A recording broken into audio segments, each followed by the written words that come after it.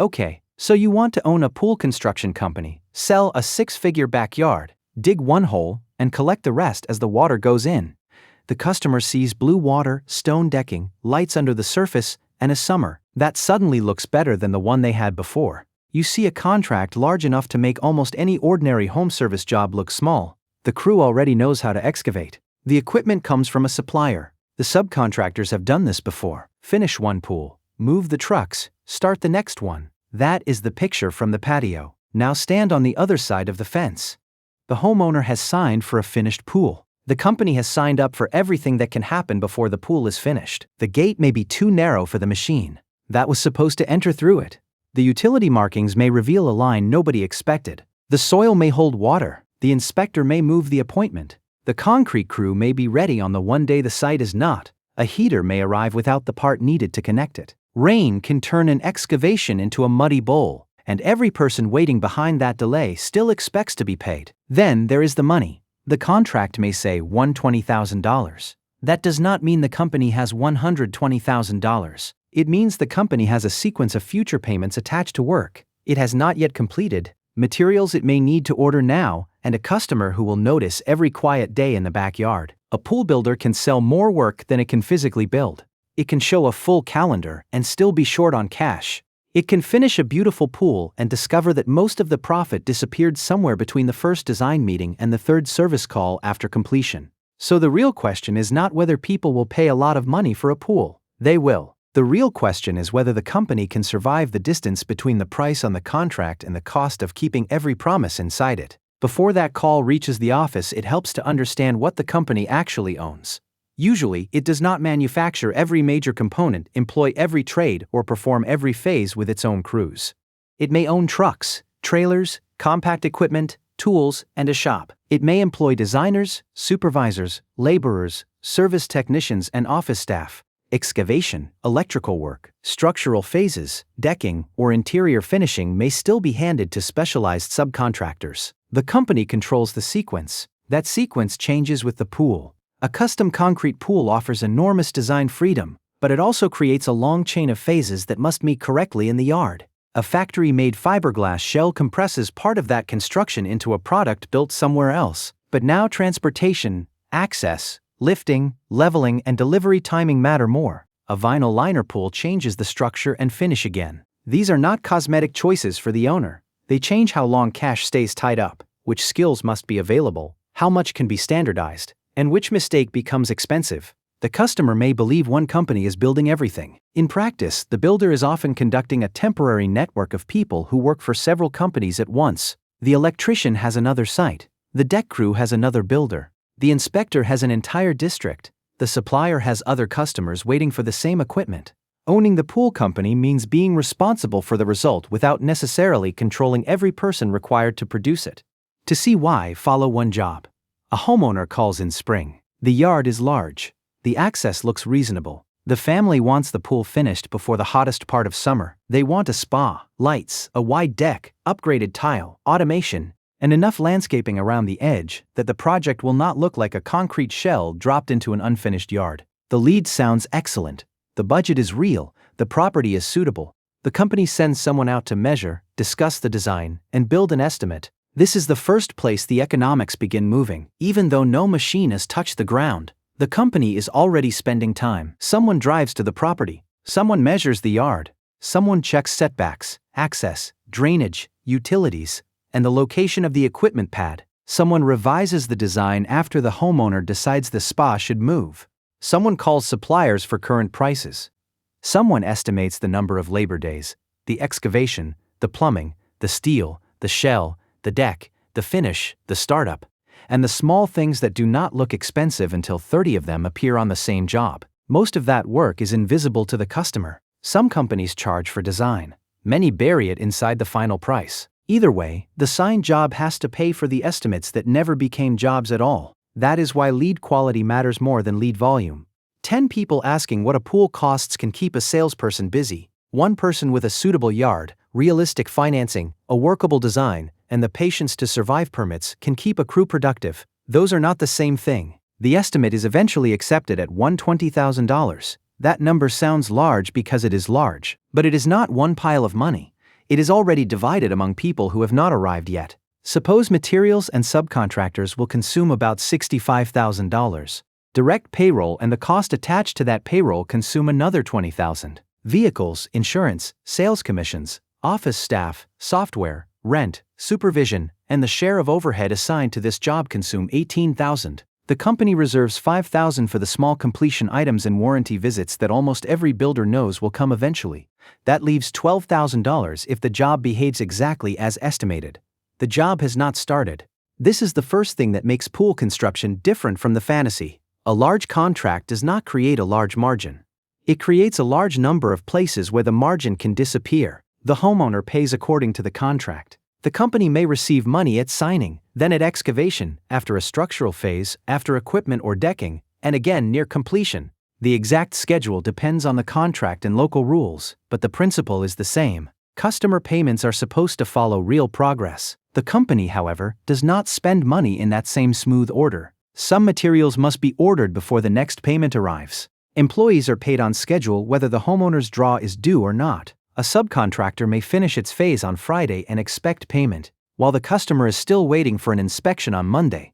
Insurance, fuel, rent, and vehicle payments do not care which milestone the job reached. This is why working capital matters more than the shiny equipment parked outside the shop. The machine may dig the hole, cash keeps the company alive while the hole is open. It is also where an undisciplined builder can begin doing something dangerous. Money from a new project arrives. An older project needs materials.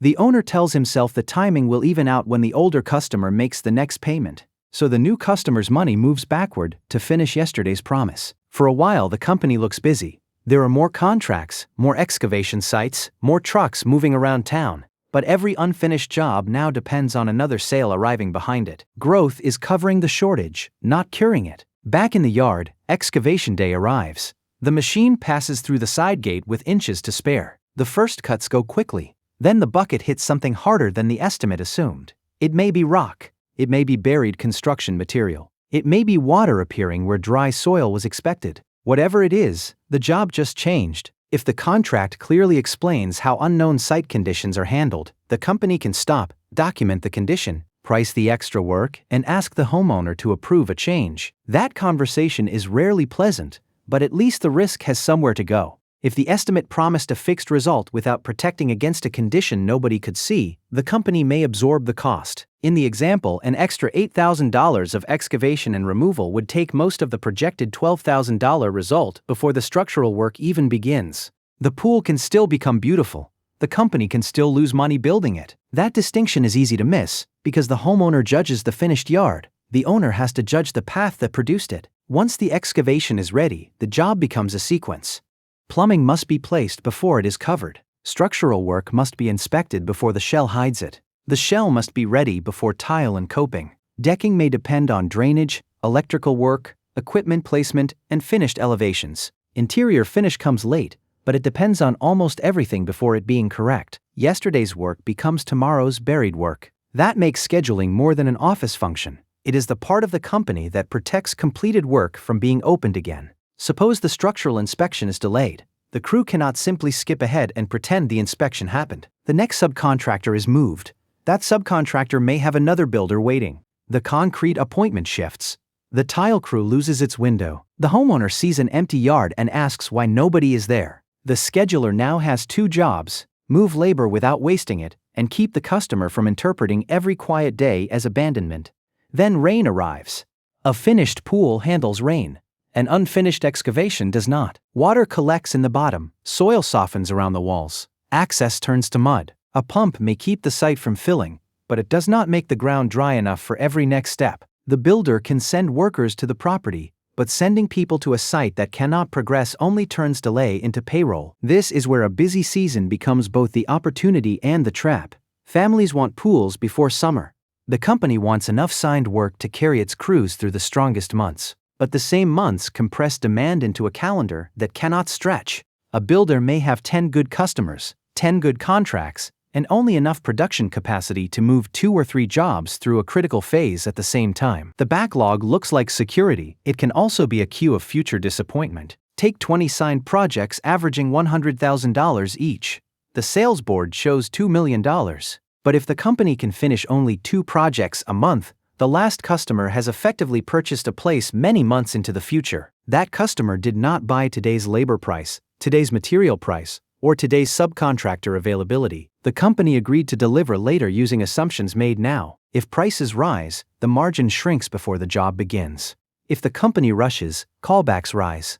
If it delays, trust falls. If it sells even more work to create cash, the queue grows longer and the problem becomes harder to see from the sales total. This is why the biggest looking pool company is not automatically the strongest one. One company may have crews scattered across a wide territory, unusual designs on every job, materials arriving from different suppliers, and an owner solving exceptions from sunrise until dinner. Another may build fewer pools within a tighter area, use a smaller number of repeatable systems, schedule the same reliable subcontractors, and finish each site with less remobilization. The first company produces more movement.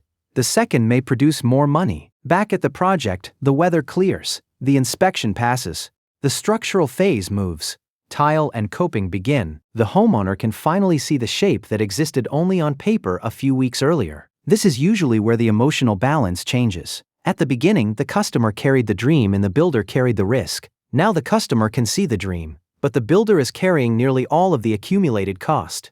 Materials have been installed. Subcontractors have been paid or are waiting. Payroll has passed through several cycles.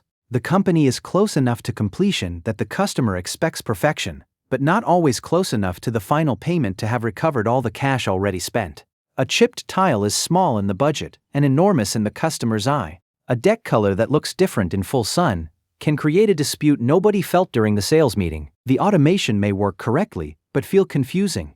The water may be clear, yet one light is not responding. Every unfinished detail now sits beside a nearly finished pool, which makes the unfinished detail look larger. The last portion of the job is often the slowest money in the contract. The big machines are gone. What remains may be a list of small corrections spread across several trades. The electrician needs one visit. The tile crew needs another. A technician needs to return after a replacement part arrives. Each trip may take less than an hour on site and consume half a day once travel, loading, communication, and rescheduling are included. The company can be 98% finished physically and still be much further from finished economically. That is the misleading metric in this trade. A nearly completed pool is not the same thing as collected profit. The project finally reaches startup. Water fills the shell. The equipment turns on. The family sees the backyard it imagined months earlier. Photos are taken before anyone has had time to move the furniture into place. From the outside, this is the moment the company made its money. From the inside, this is the moment the company finds out how much of the estimate survived. The extra excavation consumed $8,000. Rain added labor and another mobilization. One material delivery was incomplete. A finish item needed correction. The final payment arrived later than expected because the customer wanted the last details completed first. The $120,000 sale did not fail. The company delivered the pool. But the $12,000 that existed on paper at signing may now be only a few $1,000s, or nothing at all. And this is where the deepest answer finally becomes clear. A pool construction company is not paid simply for digging, plumbing, pouring, or finishing. It is paid for putting a fixed price around a moving target. The customer wants certainty. A finished design, a promised result, a number large enough to be frightening but clear enough to sign. The company accepts uncertainty in return. The ground, the weather, the schedule, the supply chain, the subcontractors, the subcontractors, the inspections, the customer's changes, and the time between spending cash and collecting it. The margin is what remains when the company prices that uncertainty better than the uncertainty behaves. That is why estimating, scheduling, and cash control are not support functions beside pool construction. They are the economic product. The physical pool is what the customer receives. The controlled sequence is what the company actually sells. This also explains why two builders can charge similar prices, build similar-looking pools, and produce completely different businesses. The first builder wins jobs by promising the earliest start and the cleanest price. The owner remembers every detail personally. When a subcontractor misses a day, the owner calls everyone. When a customer becomes angry, the owner drives to the property. When a pump fails, the owner knows which supplier will answer after hours. The company works because one person keeps pulling the sequence back together. That can create a good living. It does not automatically create a company someone else can own. If the owner's memory is the schedule, the owner's phone is the customer service system, and the owner's relationships are the only reason subcontractors show up. A buyer is not purchasing an operating machine. The buyer is purchasing equipment, a name, some contracts, and the hope that the old owner will keep answering questions. The second builder may be less dramatic. The company documents selections before ordering. It limits how many unusual designs can move through production at once. It tracks committed costs by job instead of treating the bank balance as available money. It refuses to start 5 excavations when only 2 can reach the next inspection. It leaves room in the schedule for completion work and warranty calls. That company may say no, while competitors are saying yes. From the outside, it can look smaller. From the inside, it is the one that knows which promises it can afford to make. Then the phone rings after completion. The homeowner says the water level seems lower than yesterday. It may be evaporation. It may be a fitting. It may be a plumbing leak that requires real investigation. The distinction matters, but the truck rolls either way. A warranty visit does not arrive with new revenue attached. A technician leaves another job, drives across town, tests the system, explains what happened, and may return with a part. If the problem came from installation, the company owns the correction. If it came from a manufacturer, the company may still carry the customer relationship while the claim works through someone else. This is why the last payment is not the end of the economic life of the pool. The builder that disappears after construction has to find a new 6-figure customer every time it wants another large sale. The builder that remains connected can earn smaller amounts over a much longer period, through maintenance, opening and closing in seasonal markets, equipment replacement, repairs, renovations, covers, automation, and eventual resurfacing. That recurring work can smooth the business when new construction slows. It can also expose another trap.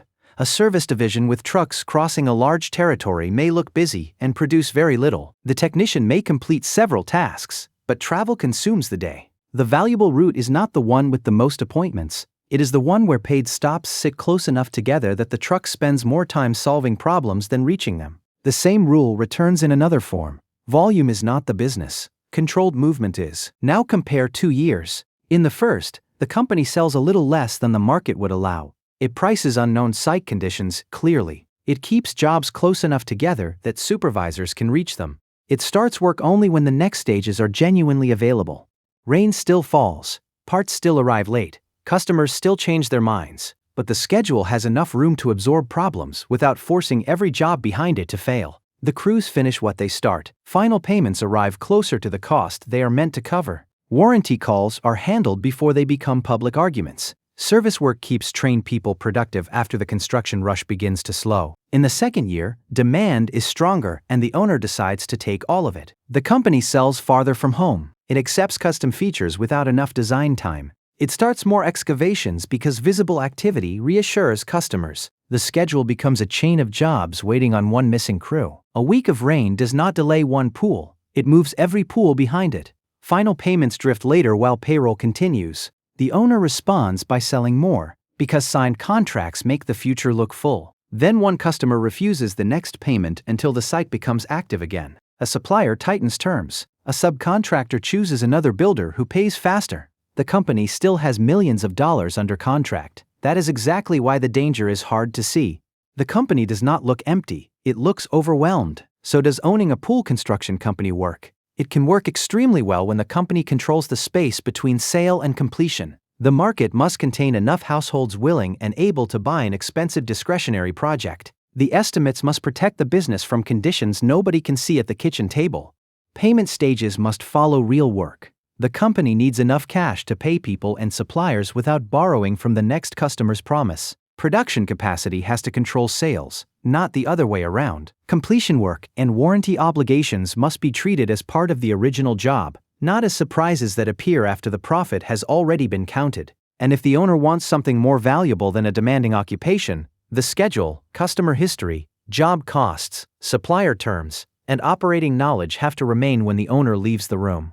The family in the opening eventually gets the pool. They see water, light, stone, and the summer they paid for. The owner sees something else. Every finished pool is a trail of estimates, permits, deliveries, inspections, payroll, weather decisions, customer conversations, and small corrections that had to arrive in the right order before the money ran out. You thought you were buying a company that builds pools. What you are really buying is the calendar between the first signature and the last truck leaving the driveway. The hole is only where that business becomes visible.